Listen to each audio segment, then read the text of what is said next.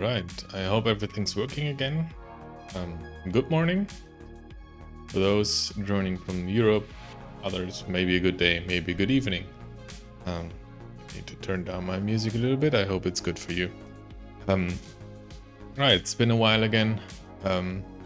Sometimes I have stuff to share, sometimes not. Today's the day I have something to share.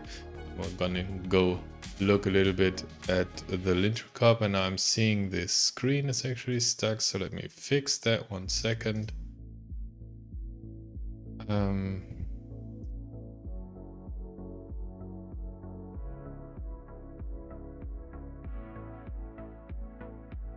Okay, there we go. That's important. All right, and just before we get started, let me tell you everyone and the entire community a big thank you. I've been nominated and accepted as a Microsoft MVP starting since, I think, what was it, yesterday or actually Sunday. So learning from the greatest, I think I have to do a little modification to the stream. I think this should just work fine. So now everyone can see the great thing. So I'm very happy to be selected into this small group of people, and I hope I can grow into the shoes of the big ones before me. I've really been inspired by a lot of MVPs throughout my career working with Business Central, so yeah, it's an honor, and well, that's all I had to say. Let's get started. So I've developed this linter rule, and for some of you that didn't see the stream, it's about indirect permissions. So I've figured out that it's, in my opinion, good practice that whenever you do data access, to define permissions. Now let's actually change this here a little bit. This has to be code unit, otherwise we run into problems.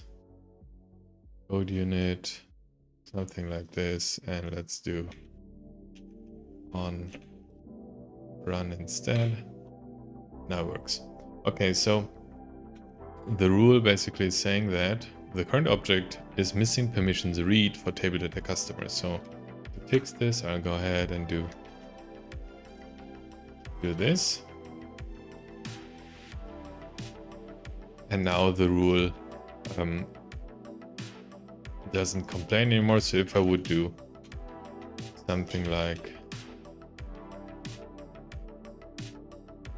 this, it would again complain. First, that we should decide what we want to do with the trigger. Then the rule 68 is again asking, well, you have permissions, but only for read. Modify permissions still missing. And the reason behind this, just to get everyone on the same page, the application supports something that's called indirect permissions, and that means that when a user has not direct access rights to a table, they cannot go into the client, open the page, read the customers and have them on the screen, but they have indirect permissions, meaning that they can run code that relies on that table.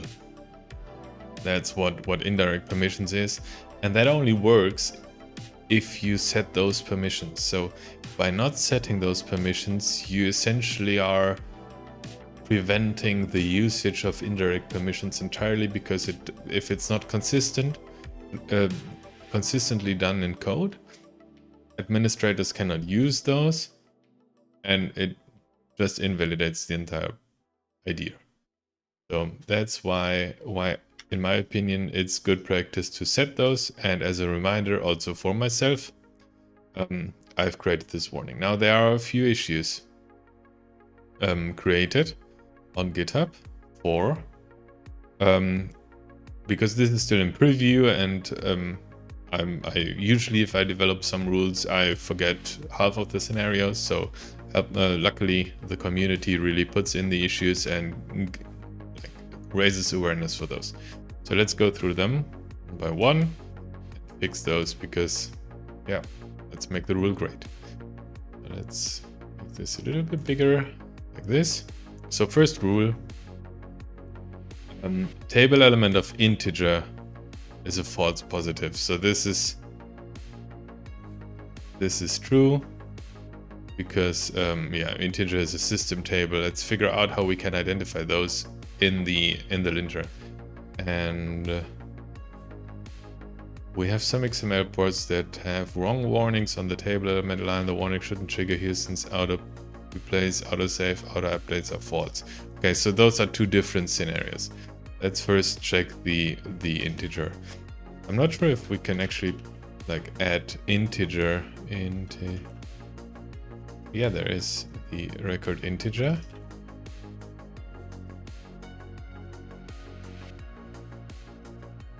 Okay. All right, so let's. This is obviously the right rule. Now let's see, check. We have a few things here. Let's make it a little bit bigger. There is a lot of code in here, and I'll just give you the bare overview. So there are like I've defined what's read, what's insert, what's modify, and what's delete, just by those actions. And then we have like invocation expressions, which is just those. And we have report data item, query data item, and XML port node. So the first one, we're going to go to the invocations, and then they all call this check procedure invocation, I think. Let's double check. Yeah. So it all goes back to one function. So this is where we would want to check. Now let's create a breakpoint here and attach the debugger. This one. And just rerun, like save, and then it should rerun. Okay, so it didn't pick up, so I need to recompile. Reload window. This is a little bit of a process, but it usually works. And then attach again. Dynamics. So sometimes there are multiple processes, so I need to make sure that I pick the right one. And now the breakpoint is red, so it should work this time. There we go. All right, so let's have a look at what we have here. So the variable type, do we have like type table, target table? That's probably better. Let's pull this up a little bit. We do not need the call stack so far.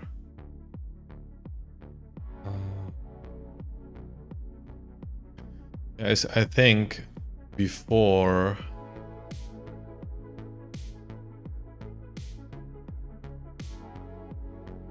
I do not want to upgrade my system right now, thank you. We didn't even see this message. So the question is, how do we identify the category of table? And it just says table type normal. So we could hard code this.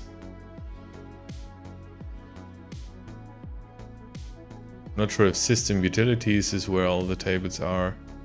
So I'll probably go again with the table ID.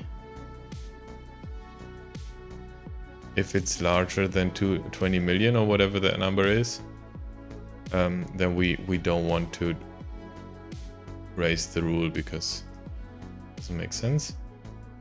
So right here we'll add market table ID greater than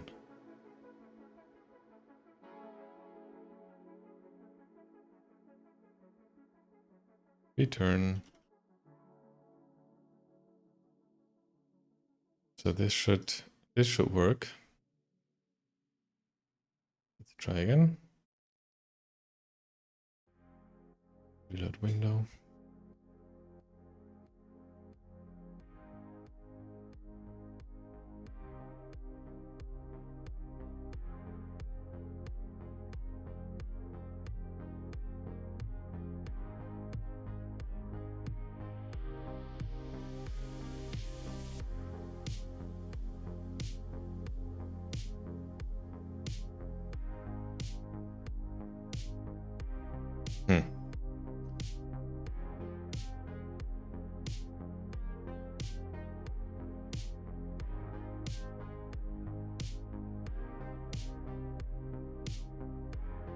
Oh yeah. I don't understand why it's always necessary to look at those issues within the debugger to actually see the issues. I mean, it's the same code. Back in NIV days, we had the different debugger windows, so there was actually like a possibility that there are different, like the different view or something. But here it's just the same thing. Running debugger works, without the debugger it doesn't work. Sometimes it's crazy. Let's just make sure it works. It still works for regular tables. Yeah. Okay. So that's good. Now that's the first thing. Now let's also add a test case for this, since we have automated tests in place for the linter as well. And the folder. And the way automated test works is we have like a has diagnostics and a no diagnostic test case, and then different files that are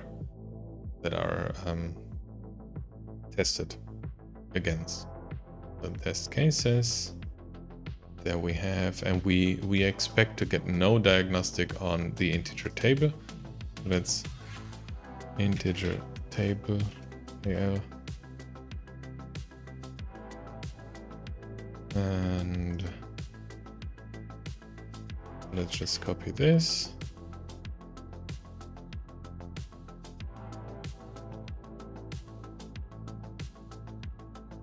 And I just need to make sure that I have the correct syntax in place here.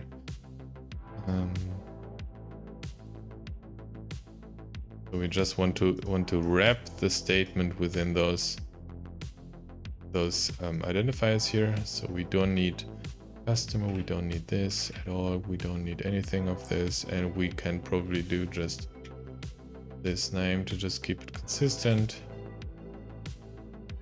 Like this, and we expect to get no diagnostic on this line, this particular place.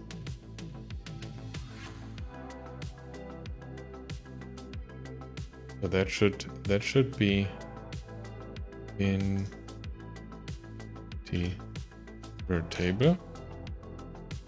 And now we can also run the tests locally. They are run in the pipeline anyways, but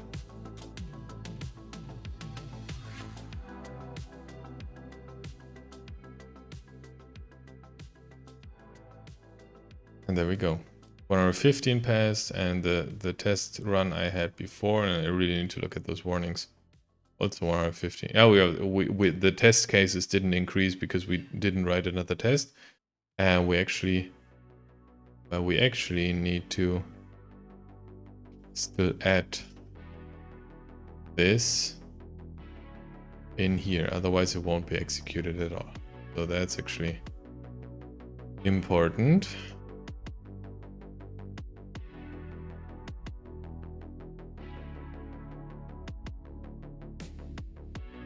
Like this.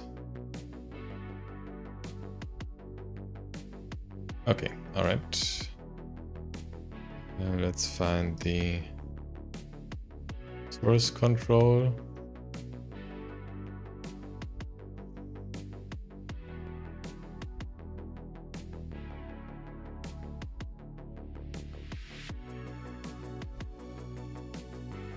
1 second, let's just merge from pre-release because we might get problems otherwise with merging afterwards.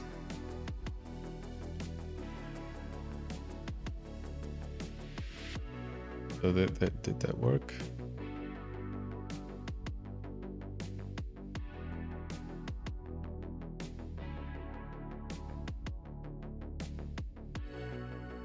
Probably. This was just a few days ago, so probably worked. All right.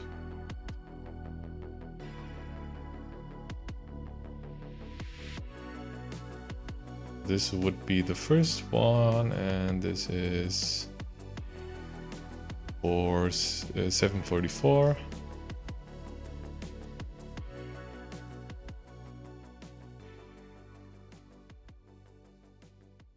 Wait a second, wrong window. There we go.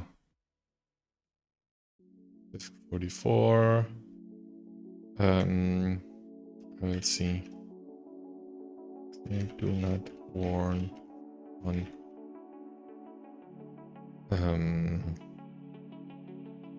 20 Mio tables. Okay. All right. Next.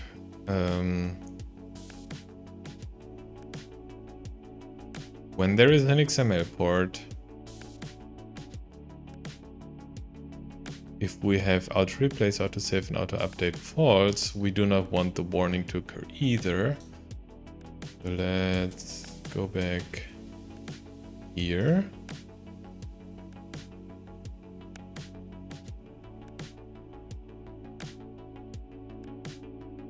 Create an XML port real quick.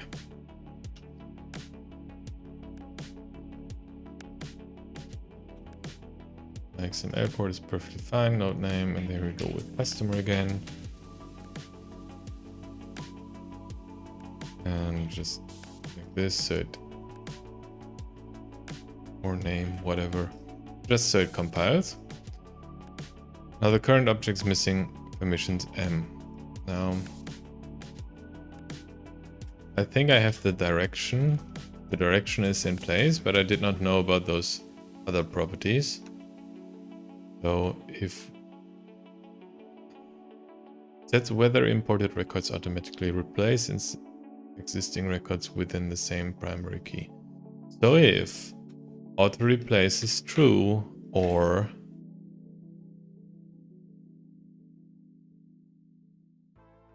AutoSave is true or AutoUpdate is true, let's just pick up the description from AutoUpdate. Sets whether a record in the database within the same primary key is updated with values from the imported record. So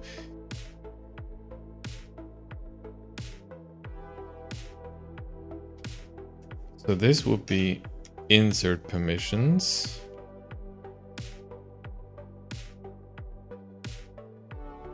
And those would be modify permissions, and this would also be modify permissions. Do we have any other fields that fall into the same category?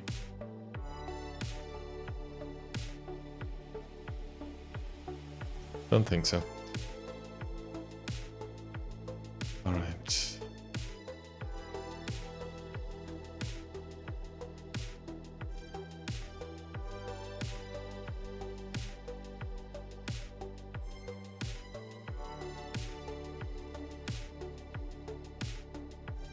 Let's go back to the XML port analyzer.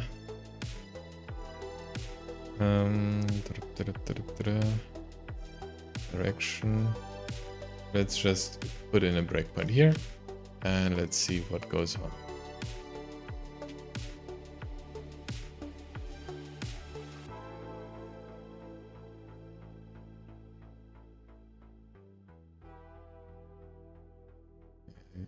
Either picked the wrong the wrong one again, or I need to recompile. Okay.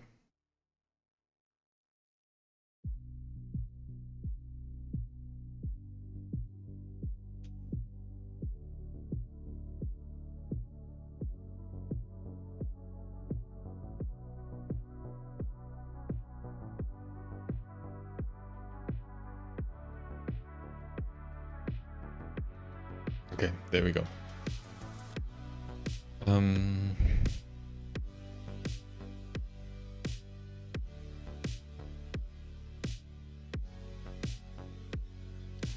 Now what trigger point do I have?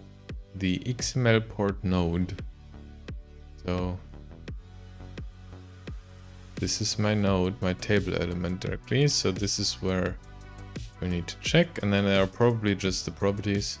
Now it's a question if we need to use the get property stuff or if they are just populated.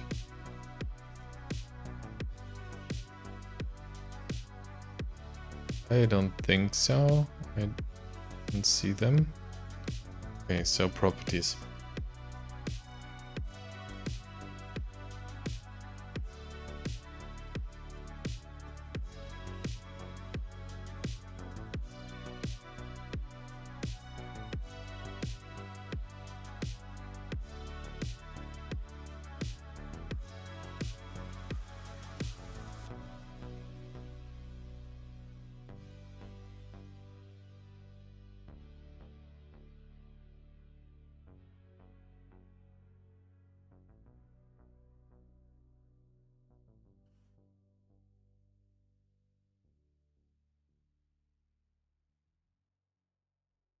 Do we have the symbol?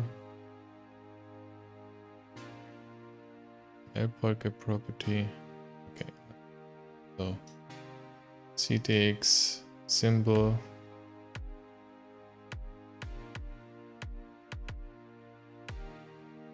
Get property.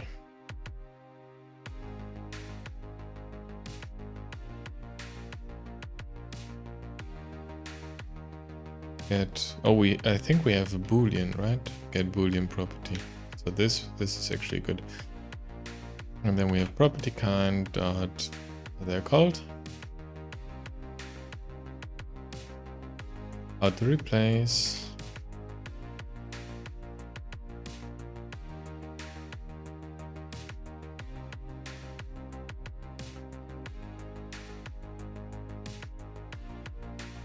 AutoSave and AutoModify. No, AutoUpdate.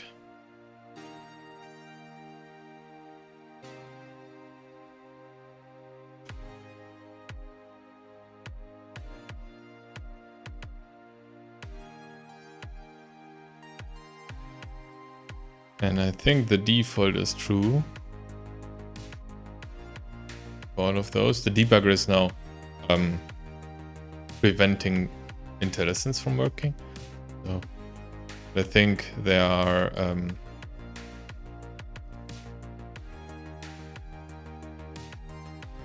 let's just do this.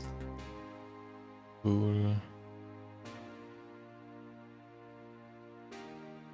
And now this is annoying because I don't know how to handle this. If you know, if you know C# and let me know how this, what the proper way of doing this is, because I want to get this done, but I cannot do this because it can return null as I've learned because of the question mark. So my usual way of doing this, if true.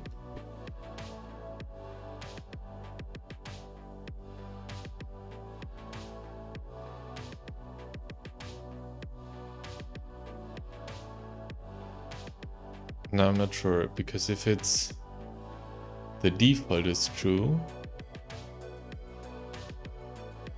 so if it doesn't return anything, it will return null and would therefore equal to false.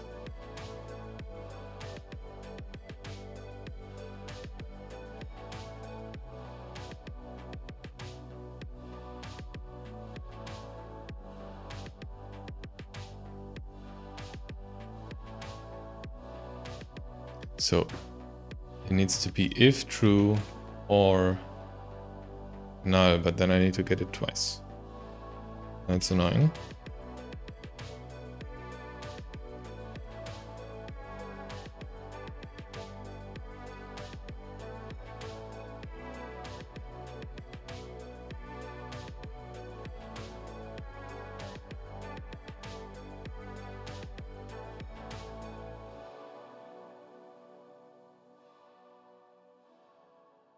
And if it's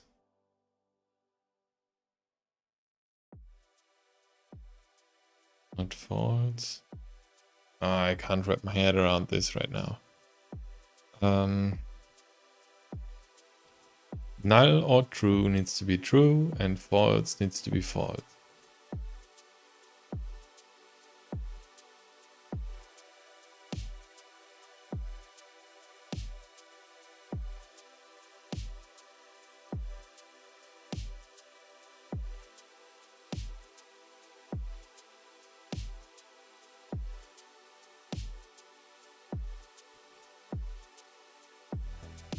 If I do this, then it works. Okay, so let's do it like this for now.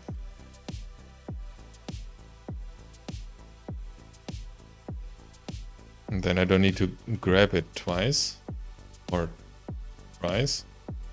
And then I can do the other stuff down here. It's maybe easier. All right, so now I have those. Assumably, we need to check if that works. But what did I say here? So save is insert. The other ones are modify, if I'm not mistaken. So let's do like this, and let's put in comments here. Modify permissions.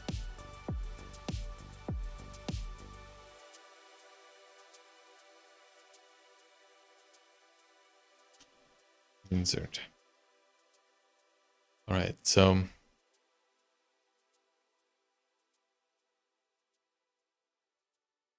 read stays untouched because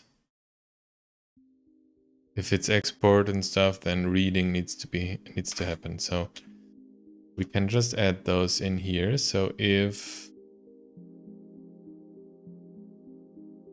AutoReplace or AutoUp, wait a second.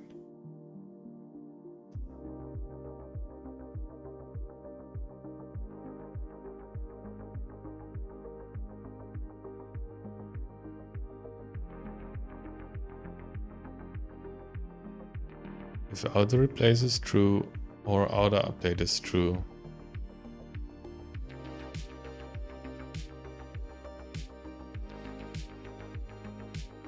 and if AutoSave is true.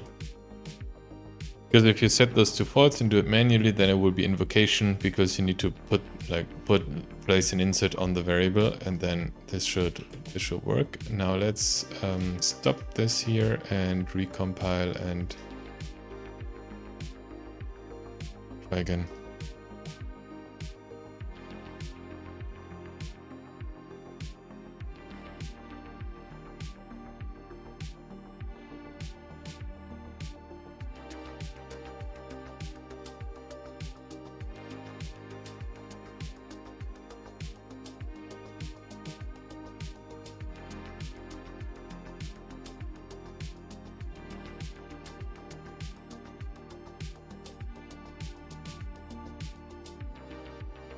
Place is false. The other ones are true. Is this correct? Did I? No, AutoReplace is also true. What's going on? Symbol.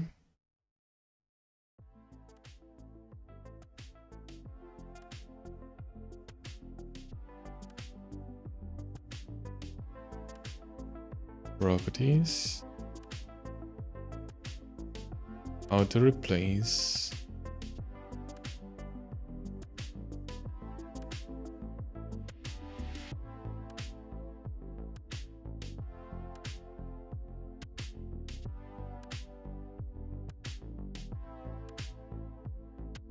Does it give me the value or? Value is true. So why didn't that work? Property kind is AutoReplace.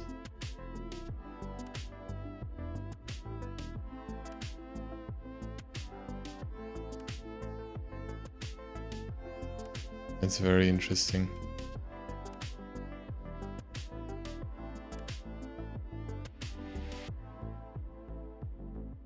This is true.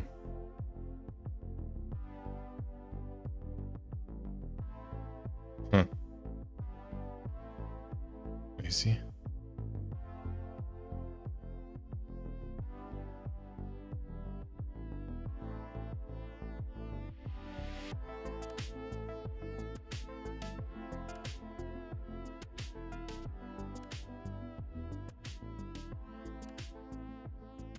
Let's try again. Maybe it was just a hiccup or something.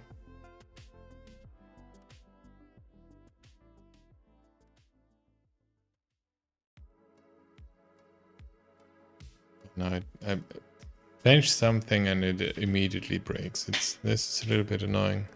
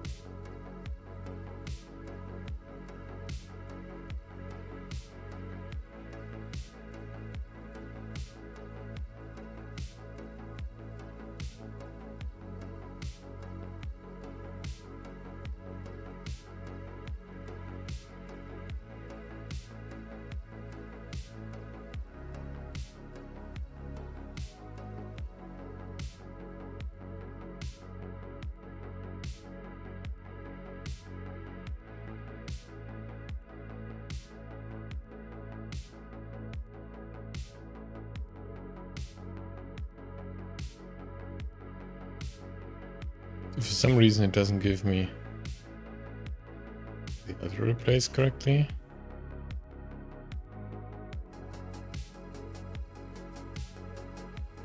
Because I don't understand, because this gives true correctly and this for some reason doesn't. Oh.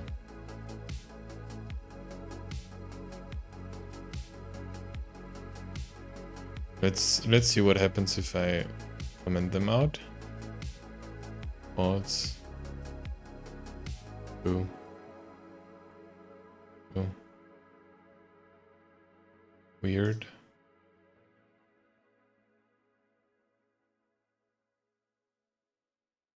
There is still an error on here, so let's remove those. Maybe that's part of the reason why.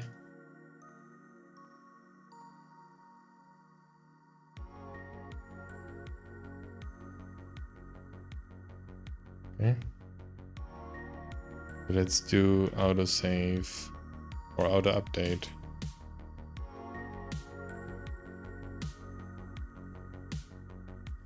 False.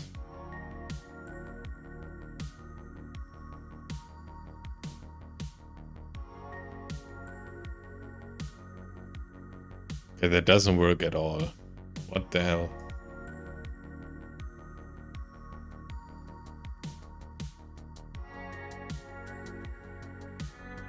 It returns false and it's still true.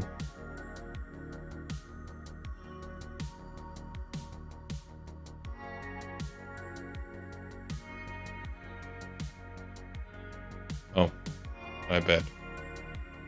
So, no, what?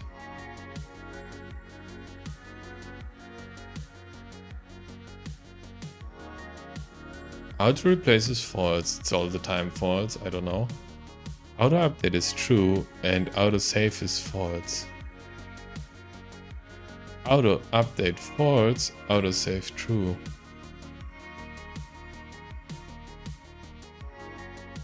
What?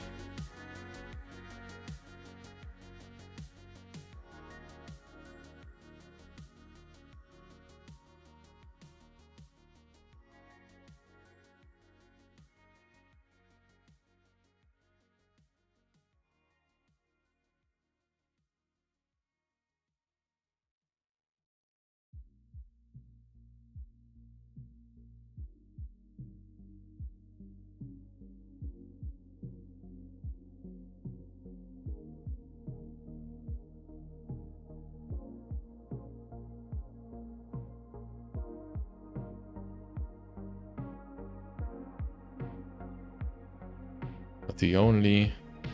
Okay, I have one idea. Actually, let's reload the A language because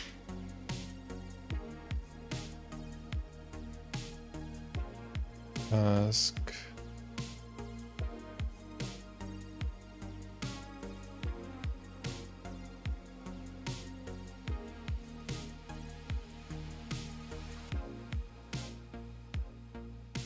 okay, I need to run it manually. 1 second.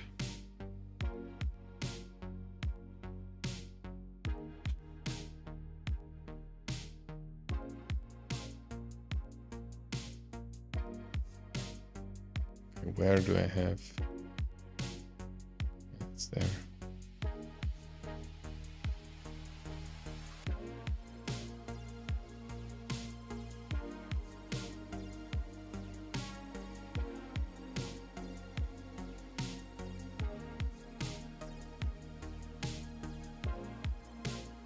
Because, and the reason for this is Microsoft doesn't really support what we're doing here at all. Because they don't want to commit on the interface and everything. So they want to be able to make breaking changes, and I can totally understand that that decision. So and then if the version from the store I have installed in VS Code, the compiler version does not match anymore what I'm using here as reference, as symbols, so to speak, then it could be that those names do not represent the values anymore, which are used in the client, and then yeah, it doesn't work. It doesn't match anymore. So we see those weird behaviors where we think it does what it should, but it doesn't, and then yeah. Dynamics. So let's see if that fixes some of those errors.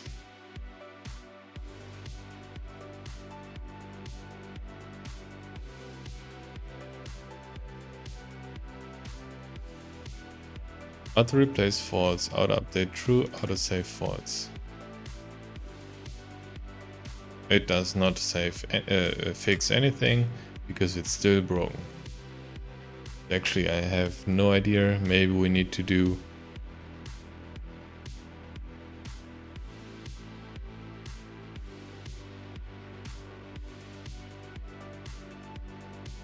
the same like we did here. Although I don't want to.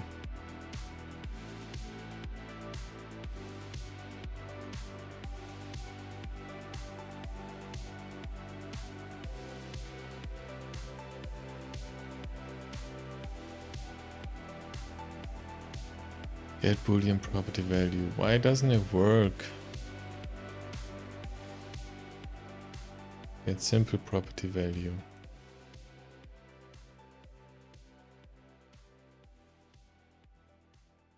Property kind. AutoReplace. That would be the same, and then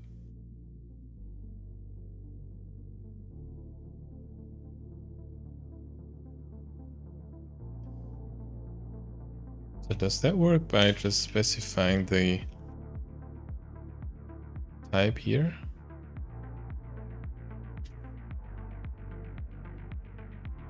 It's still bool question mark, okay.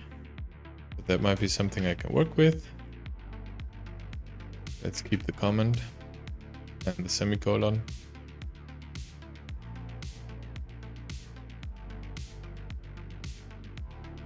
Although I have a feeling that this is the exact same thing. Oh no.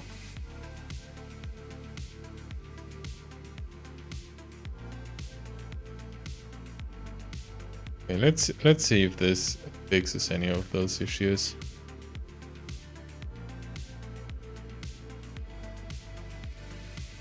Build and reload and attach. Dynamics. Oh, too fast. because the language server needs a moment to boot up.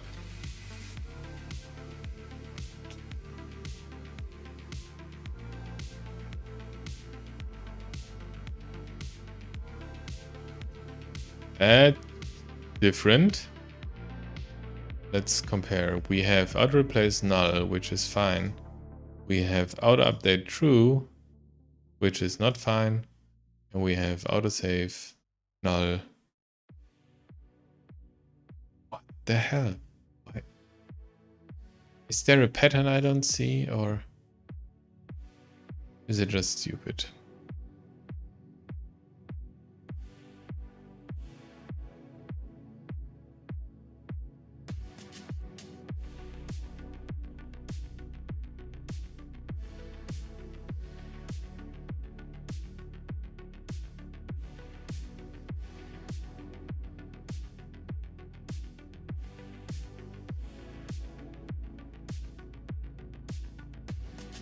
So AutoSave.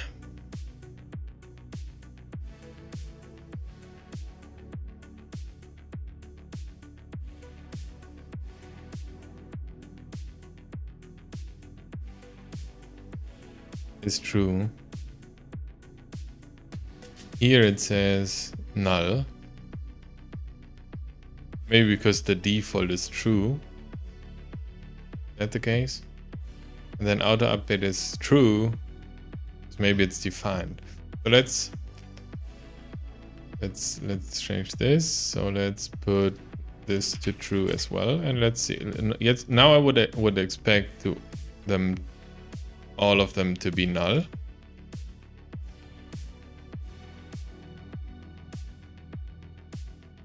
And again, the debugger broke.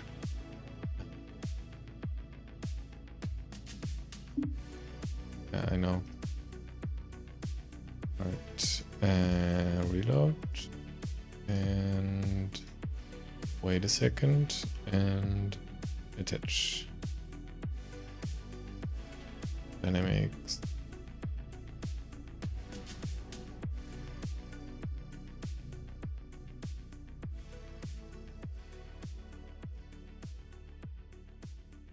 AutoUpdate is still true. Which is correct now.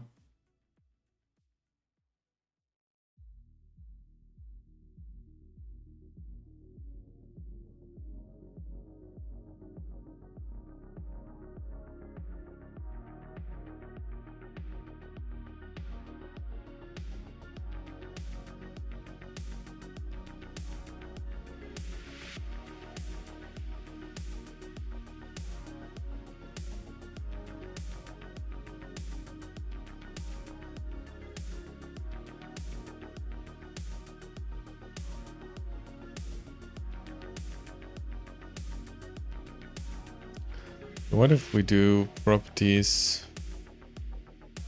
like we did here, but not with the property name,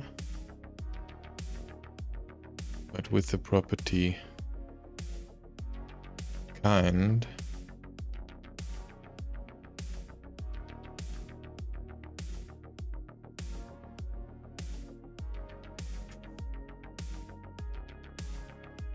AutoReplace.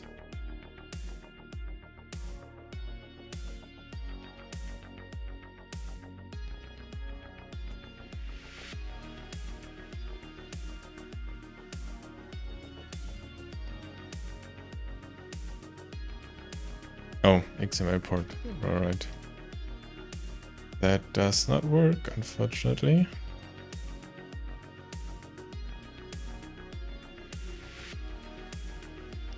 Like this. Okay, so AutoReplace is still null. And this gives me something. All right, so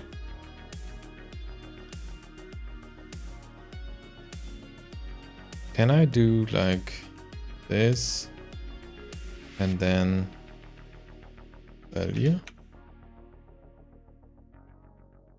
And what does this give me? Null.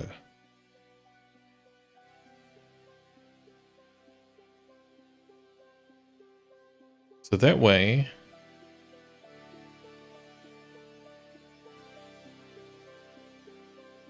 That should work.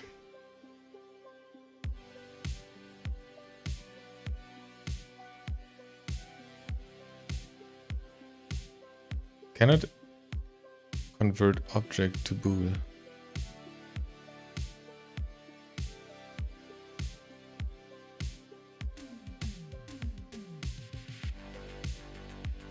Okay.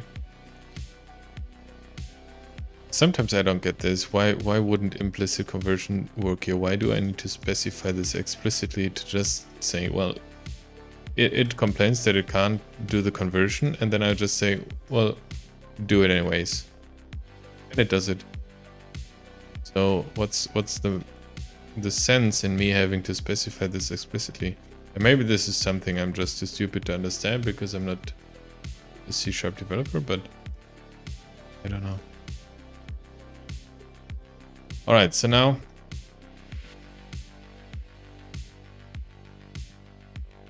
let's define, because I want to keep the conditions simple.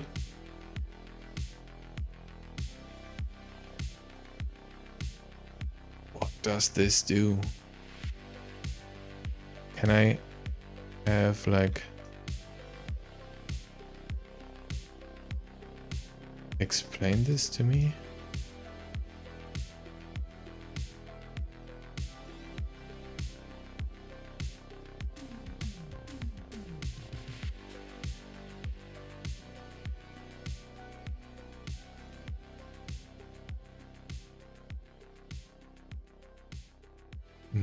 Null coalescing assignment operator assigns the value on its right hand side to the variable on its left hand side only if the variable is currently null.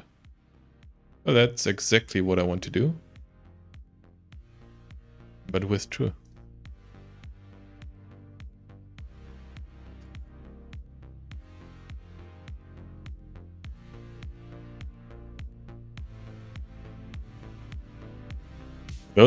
For those usage scenarios, the Copilot is really helpful.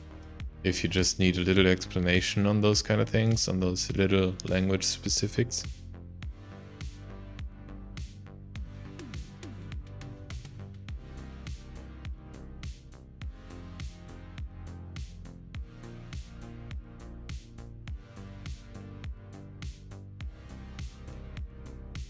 Now I need to have them modify if I do update like this, it will still do modify. If I say false and AutoReplace false,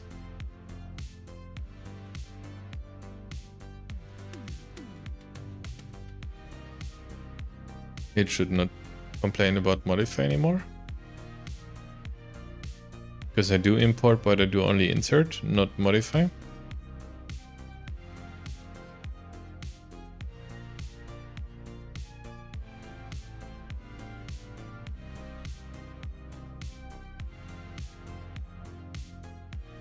Oh, because, okay. Yep.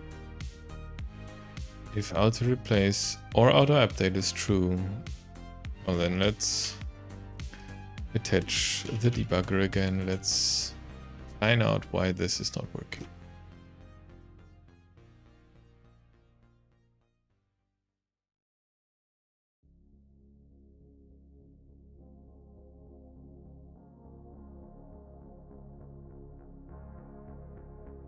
AutoReplace is true. Why is AutoReplace true? It's what I do not understand.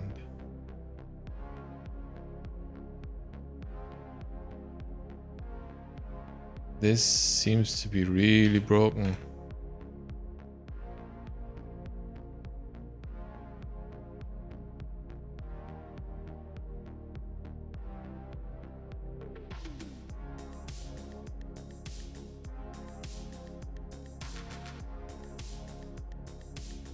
The value is false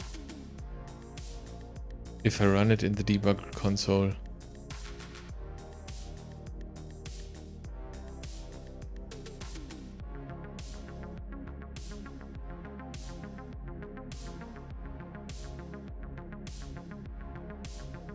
I don't get this.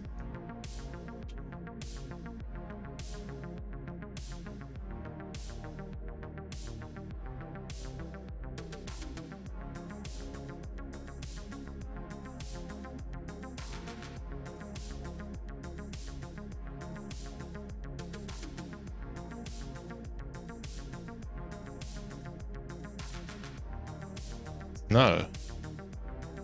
Doesn't find it. Why doesn't it find it? I do this.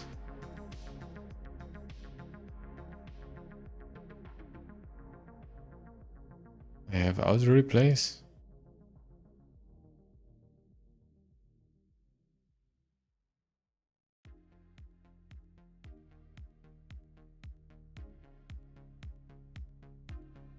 I'm still thinking there's something wrong with the language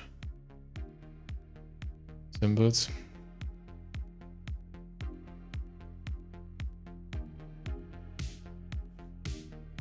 Give me the...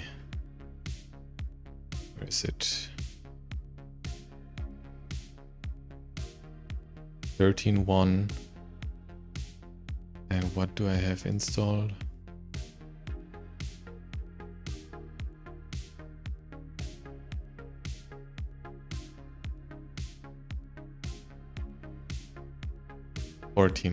There we go. Not running on the correct version. Simple as that. Let's see how we can fix that. That's why in the debugger console, which is working with these symbols I have here, it's working. And then in VS Code, it's not working because it's working on different compiler versions. Now, let's see. There should be a setting somewhere.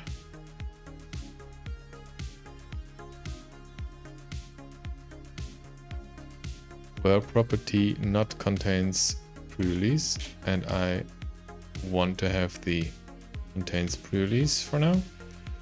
Let's delete that. Go back to the PowerShell and run it again. Let's see. Let's see if that works.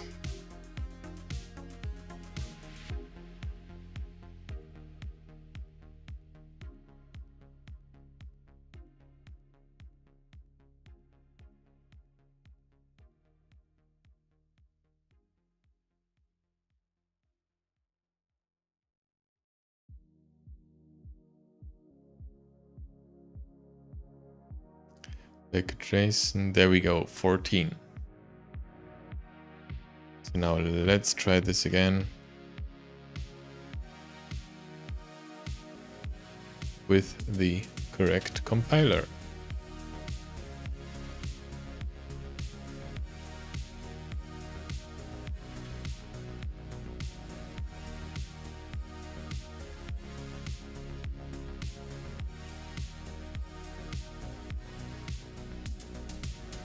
Yeah, now we get insert permissions. Yeah, that was actually the issue. If I set this to true, it's changing to modify. If I change this to true, it's changing to modify. If I do false here, and if I do false here, it's just read. And if I don't have any of those, it's modify again. So that's, I think that's a successful test. Now just need to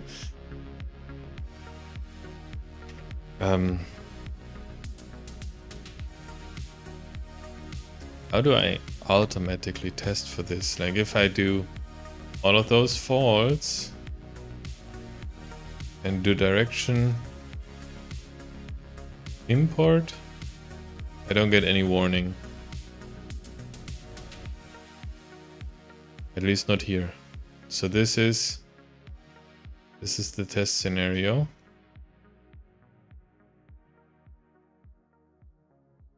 This is my test scenario. Let's see, collapse this, here we go, test cases. 68, no diagnostic. XML port with table element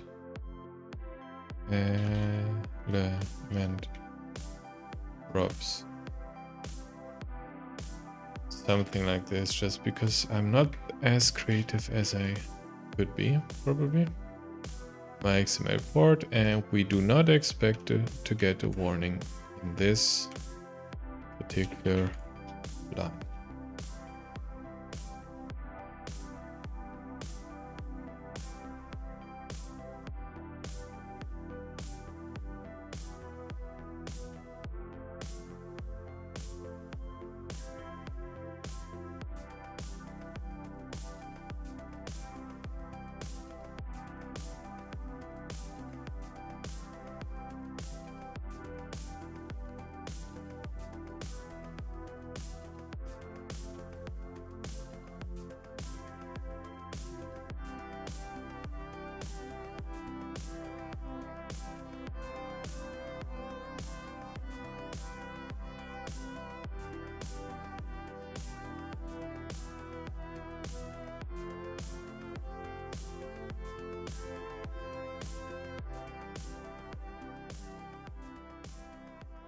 Table integer is missing.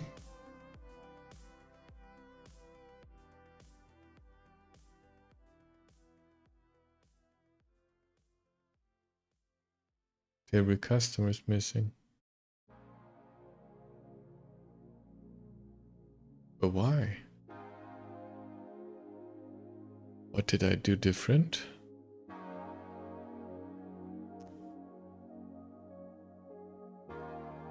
Oh, we do not have...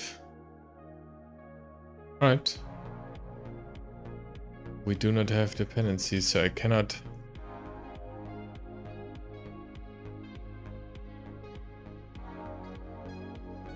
This I can fix.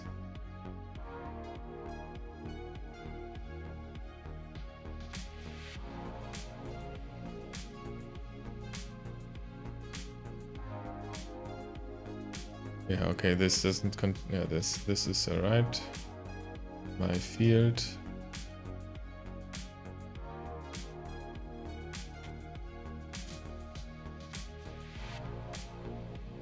Okay, so this fixes this, but the integer is missing issue is because the template or the tests do not have the dependency.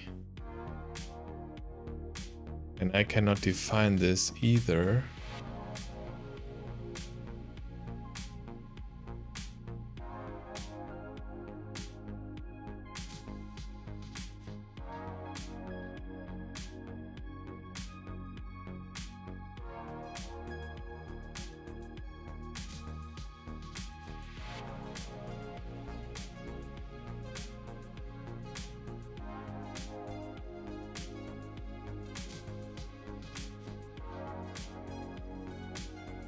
I'm not sure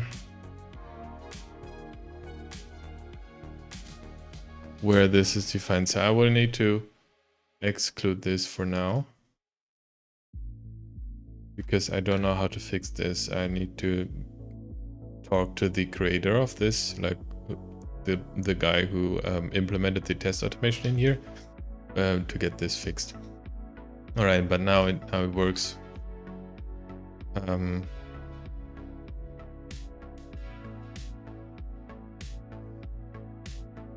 So this is nothing I need to commit. This is this. This is my test. It's also my test. So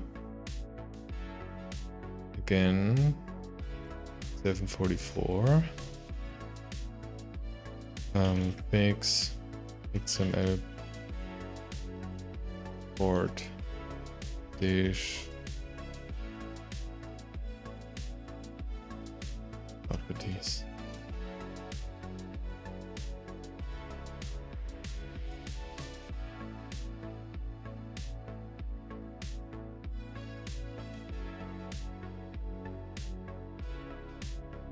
Okay. So this will be the first one. Let's see the others. Inherent permissions doesn't seem to work when the inherent permission is capital I. That's probably a quick thing to do, hopefully.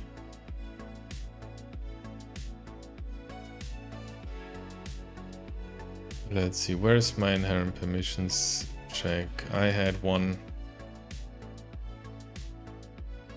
If the table has inherent permissions.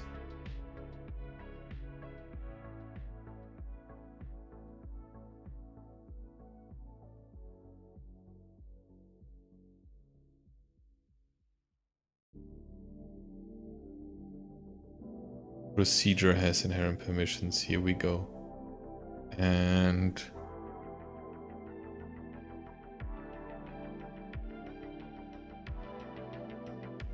this is the permission value.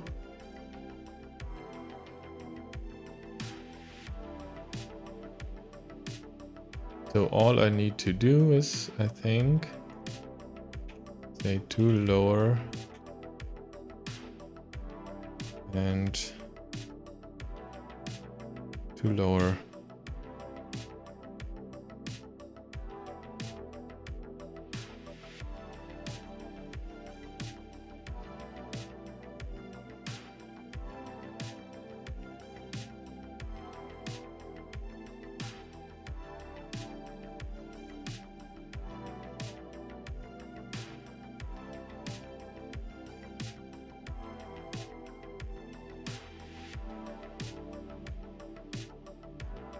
Yeah, that should work.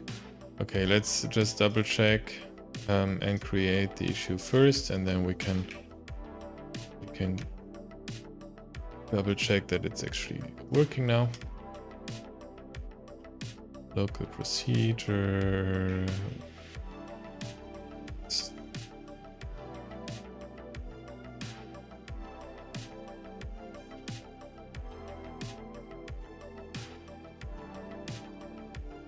On.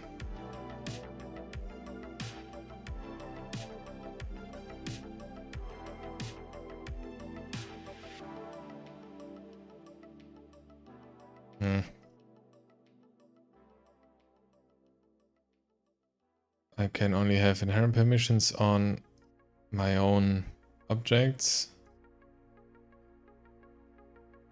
That means I need to create a table first, and let's just grab the one we have here. And by now it's probably have been faster if I just created this from scratch again, but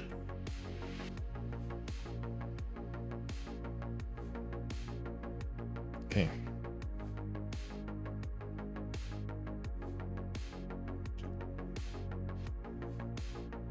Whatever.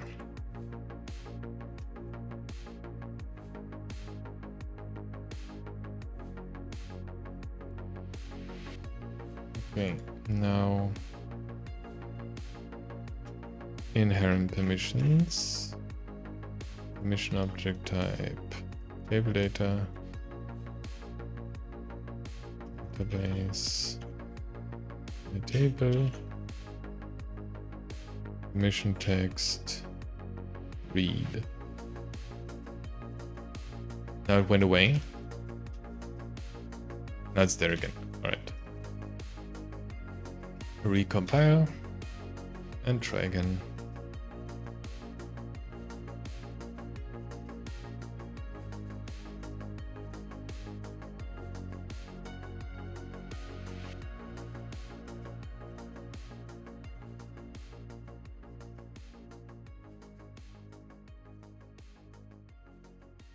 I don't even need to attach the debugger, I think.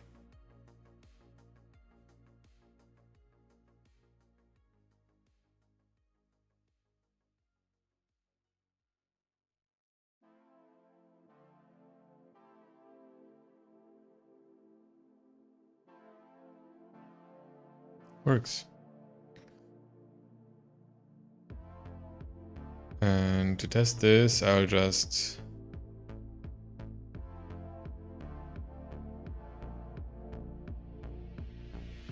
change the existing test.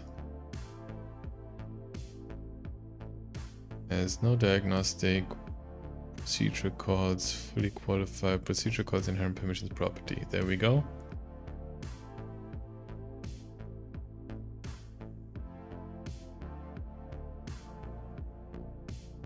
Oh, this is this. This is the attribute. Let's do re-empty. Read, insert, modify, delete. This way, if the tests still work, then it does work. If not, we will see it right now.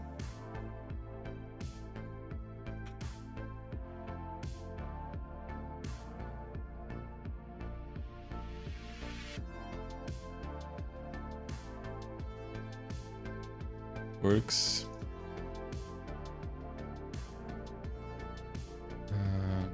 And this. And this is issue number 750. Oh, there is intelligence for this.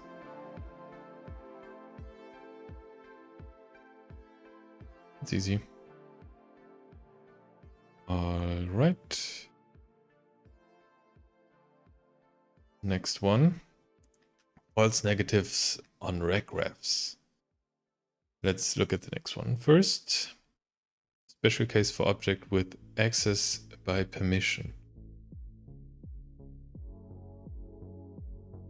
Yep. So the idea is when I require somebody to have the explicit permissions on access by permission on my object, I do not care about like I don't want to have the indirect permissions, so I require full permissions.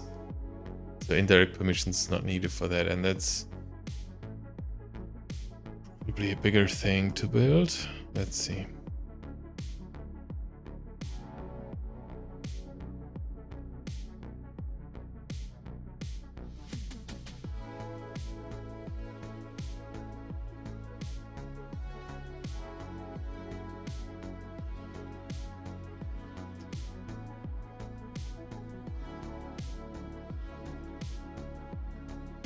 Here we get the permissions symbol. Object permissions.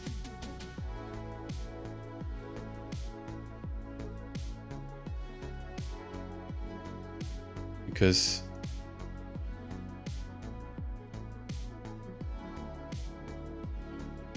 yeah.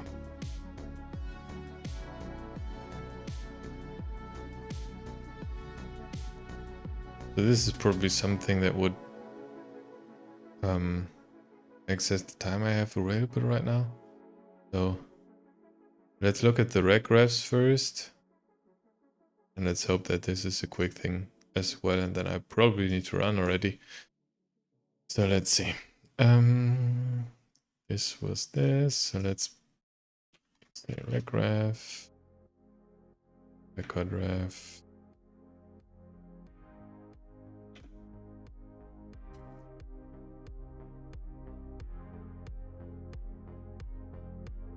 That table, what was it? Open, there we go. Database, customer, Rec.FindFirst. So this is where we would expect a warning, but we do not see a warning at all. So let's see if that triggers even our rule here, or if it's an entire new thing to build. All right, so I think an invocation expression should be triggered in any way. Let's just remove the others. That way I know that I can remove, like, prevent the debugger from triggering too often. I wanted to compile here. Reload window. And catch.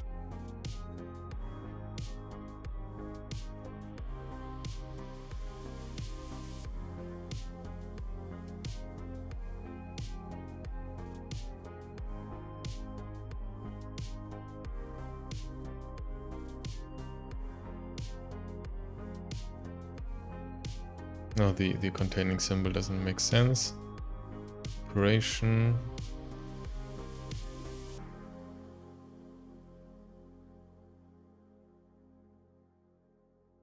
An instance.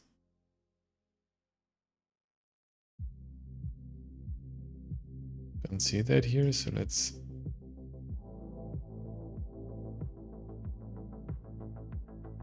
go on a little bit. So this is a rec graph. All right, so we return because this is not a record.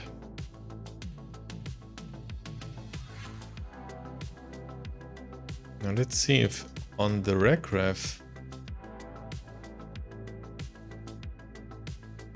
we even have something like a target type.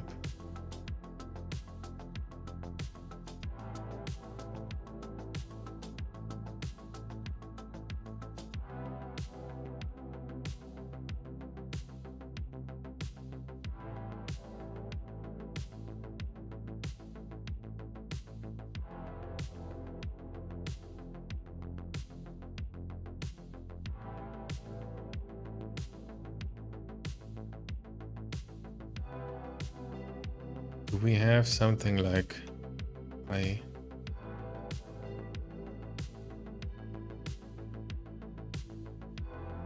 record ref, record type symbol?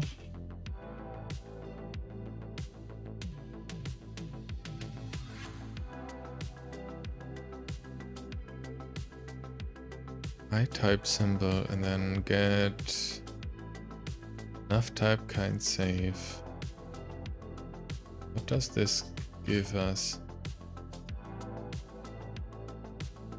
Record ref.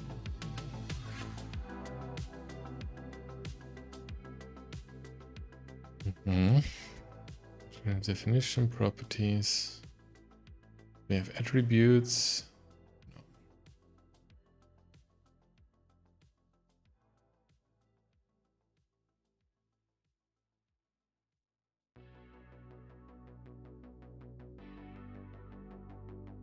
Doesn't look like there is much we can do. At least I don't know. I've never actually analyzed on rec refs, I think. Maybe this has to be second as like a different type of warning where it just says, well, you're using a rec ref, you're obviously doing an insert or some sort of access, because that's all we get. We know what kind of method we're calling here. I think this is still working. Oh, this is open. Never mind then.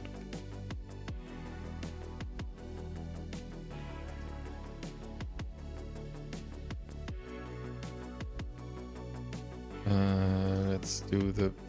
if I can't do that. The open didn't happen yet, so now we have find first. So let's check again if there is anything we can.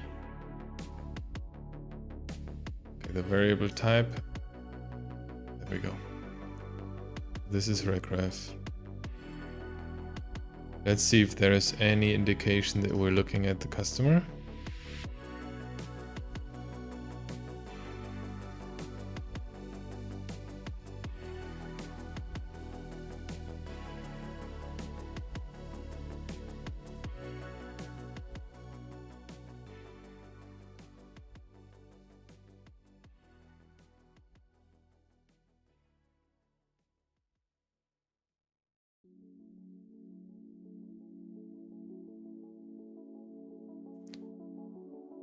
Original definition.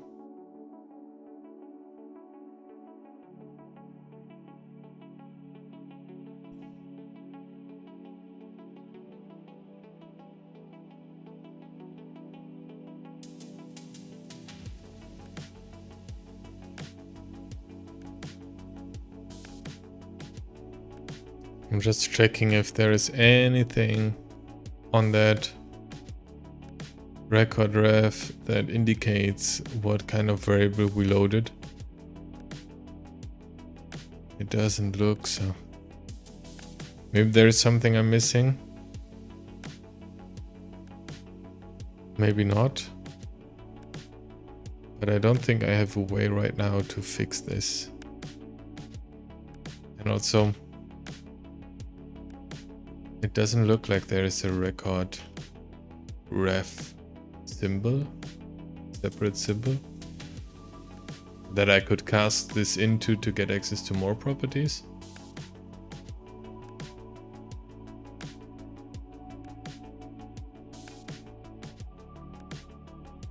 I don't think that this is something I can fix. Let's reply here.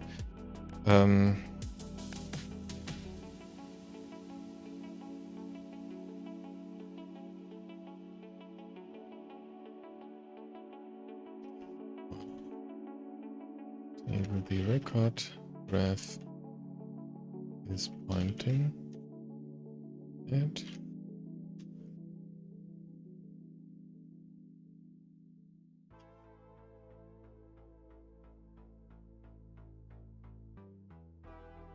Let's see.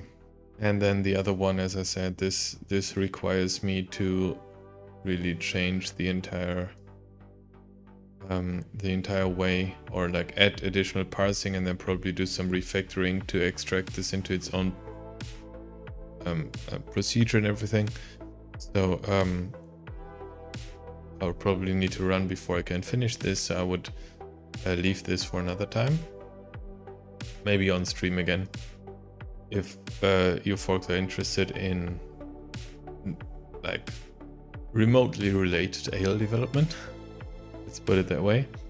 But I think we got some of those issues fixed. So let's put in the pull request into the pre-release branch, please, and create. That should finish there in any moment, and then I can merge those and release those. So the way we fix at least some of those false positives, and then we need to figure out those edge cases as well. And as I said, maybe it's just regref. If there is a read issue, just make sure that you're putting it on there. But then again, it's a little hard to then get rid of the information or warning or whatever it is. So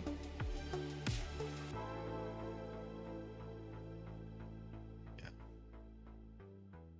Need to figure out what would be the best solution in here for this. And also when there is dynamic stuff going on with regrefs, it's not even possible to know at compile time what the regref will be pointing at.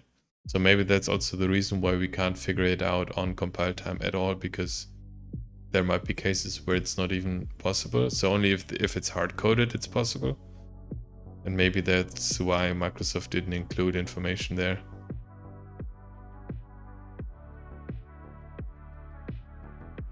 Not sure. This might be something we need to skip, because it's just not possible.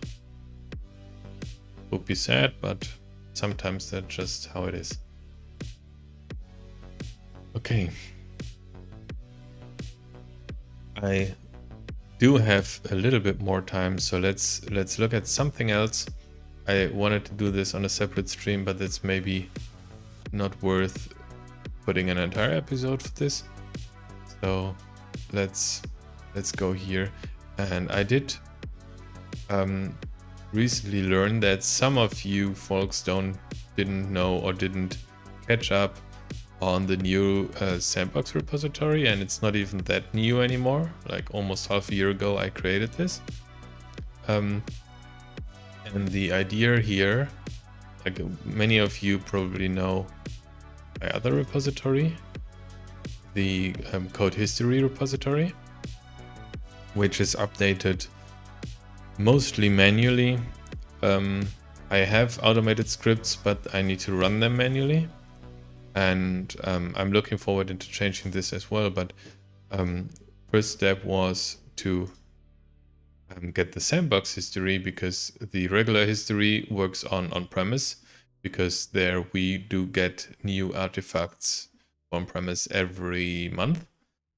So that way the changes are bundled a little bit more, while for sandbox If we just go into the W1 branch for a second here,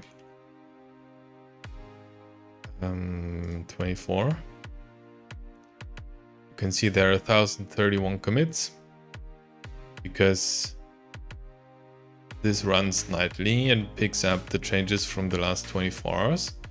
And you can see there are like only for 21 W124 there are like 2, sometimes 3 changes for each minor version in the like within the last 24 hours. So it's huge, and I'm not able to run this locally at all because the runtimes are crazy, or would be crazy. But what I did was I created actions for this, and let's just look at how this looks.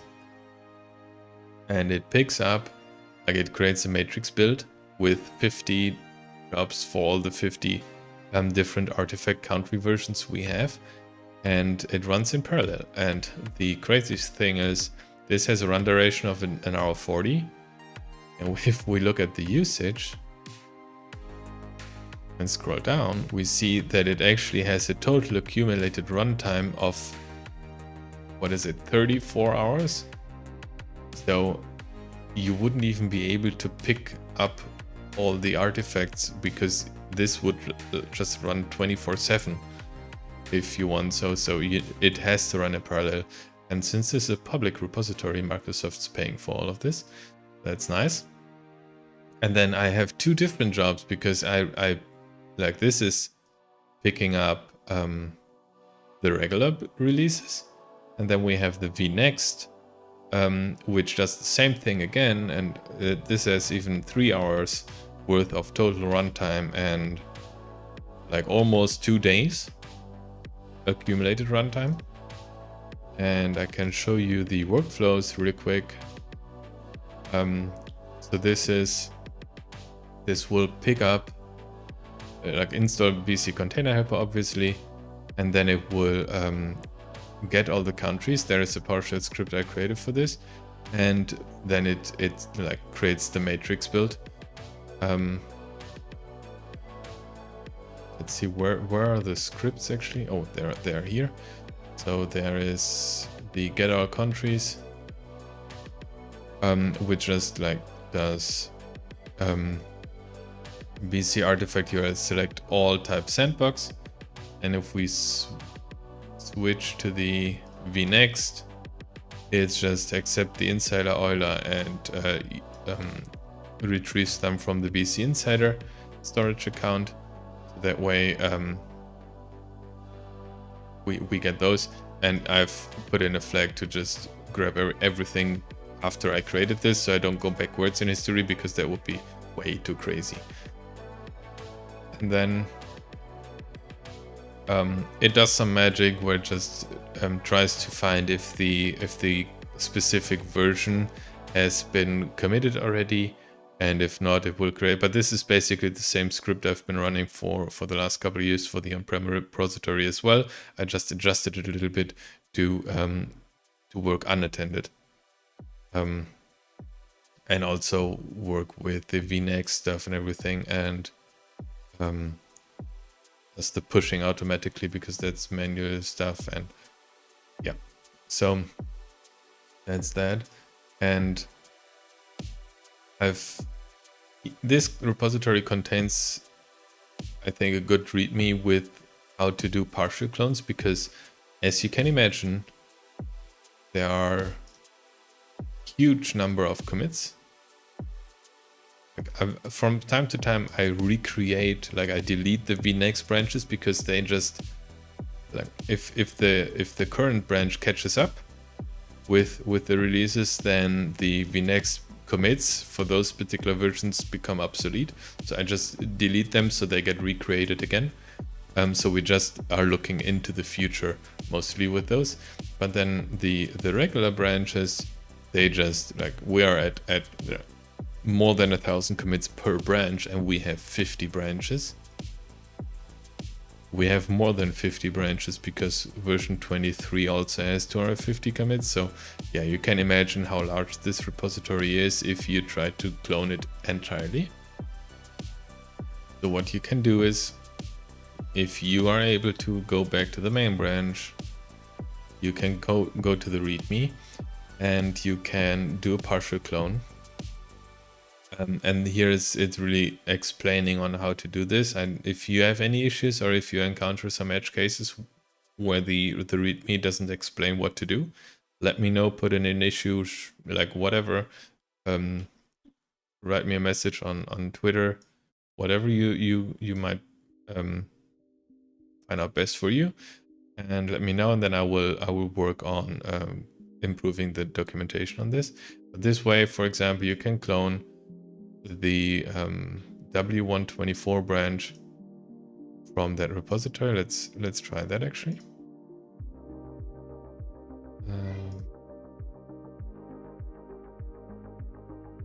Clone.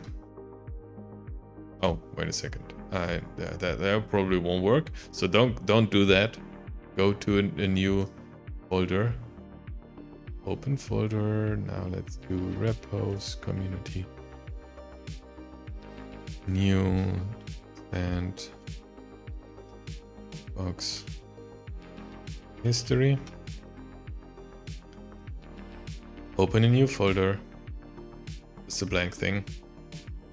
You can open the terminal, and whether on Linux or on Windows doesn't really matter. The git command should be the same. So there we go, git clone W124 single branch. This is important.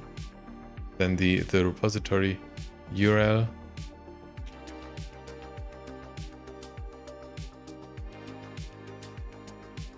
And it still takes a time because it's just a huge thing. And you can obviously change this to anything you'd like. Like if you just need the German version, just need the whatever Belgium version, then just clone that version.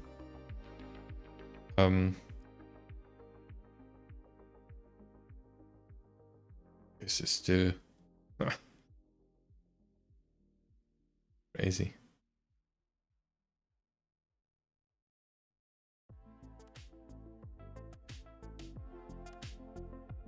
But it's also pretty slow. So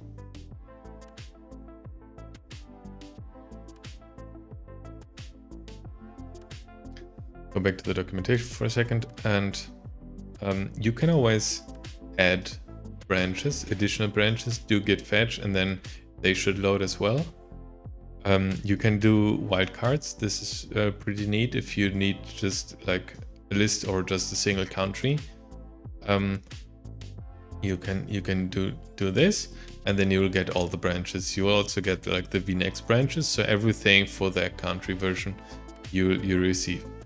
Removing is a little bit more complicated. You need to manually open the git config file, but you should be able to. Not sure if VS Code doesn't show it to you, but I can show you in a minute how you can open this anyways in VS Code, and then you can remove like whatever you need or don't need anymore in here. And then you need to delete the local branches or like the local references to the branches. And if you checked out locally those branches, you need to copy, like delete the copy as well. And then you can do git fetch again. And you should not receive, like they should be gone. Now this is what I should have done here. You can utilize the depth parameter with the git clone command, which is just giving you the most recent commits. Because as you see, we're now cloning like 1,000 commits. And it actually failed because there was a timeout. So that's perfect for us to try this now.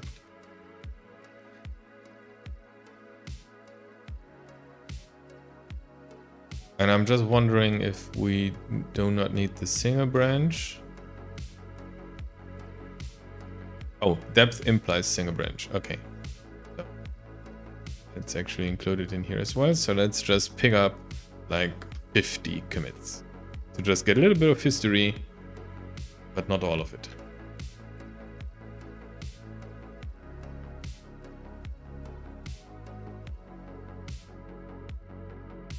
Let's see if that's any faster.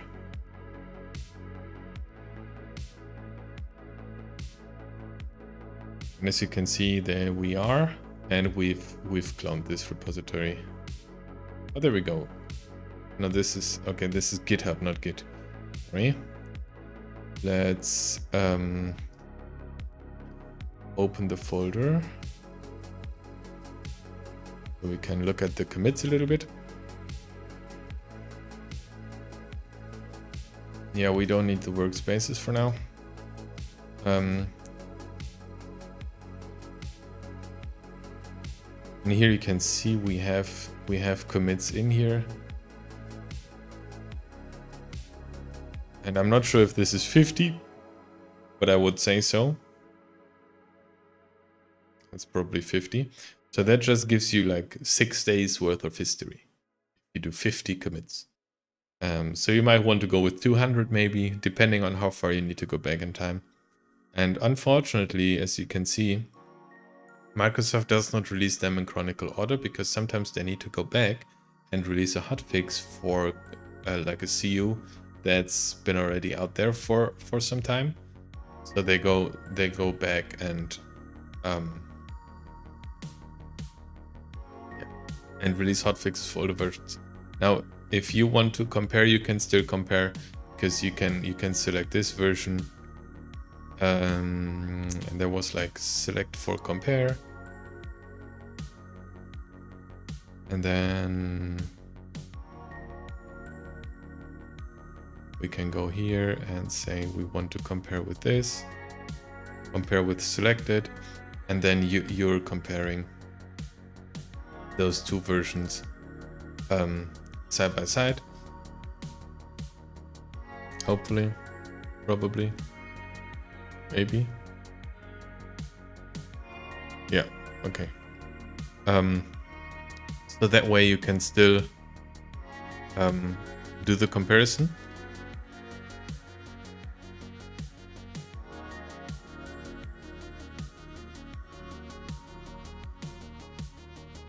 I'm just wondering why it doesn't show me 24.4 in here. Maybe I'm doing something wrong still. I don't know. Oh, there we go. You need to use this this view.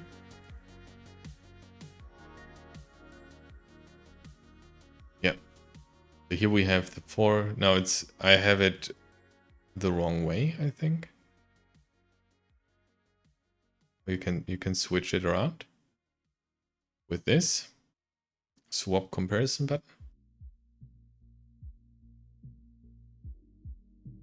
I think we need to open the file again. Now there we go. It changed from this to this, and they also added formatting. That's a nice thing. I've always struggled with the not unformatted JSON here, and I have auto formats, and this is always a change for me. Now that seems like a change. And then you can go through the entire, and you can compare like the entire step from your source version to your target version. And you can do this across countries. I think you can just choose whatever 2 commits you need from this entire repository and compare them with each other. So that's how you can use this repository with all its specialties. And I see that there are only 10 stars for this repository, while here we have 334. So maybe that's helpful for some of you. I will definitely tweet about this, that I did an explanation in here in this stream for this repository. Check it out. And again, if you see anything, if you feel anything missing in here that could be good, let me know. And yeah, I think that's it for today. Again, if you do not do so already, make sure to click the follow button and subscribe to my YouTube, because that's the only way you really get notified. Unfortunately, Twitter does really dampen the visibility on YouTube share, because I do not have Twitter Premium or X Premium, so I cannot stream there anymore. I need to stream on YouTube or Twitch or LinkedIn. So any of those work, make sure to get notified, because I really do those streams like it fits for me. If I have something I can show, I will start the stream and then I'll start streaming. I cannot really plan this. But also let me know if you would like to have planned streams about something, then I might see what I can do. Right. Have a good one and see you next time.